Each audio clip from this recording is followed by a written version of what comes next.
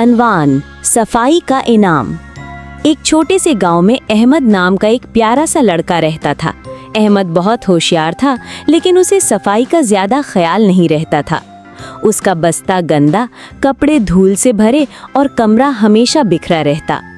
एक दिन मस्जिद में इमाम साहब ने जुमे के बयान में कहा, सफाई निस्फे ईमान है, यानी सफाई आधा ईमान है। उन्होंने समझाया कि अल्लाह ताला पाक लोगों को पसंद करता है और जो अपने कपड़े, बदन और घर साफ रखता है, अल्लाह उससे राजी होता है। अहमद ने ये बात दिल से सुनी। उसने सोचा, मैं तो अपना कमरा भी साफ नहीं रखता, मैं अल्लाह को कैसे खुश कर सकता हूँ। वो घर आया तो सबसे पहले अपना कमरा साफ किया, कपड़े धोए, बस्ता समेट कर रख दिया।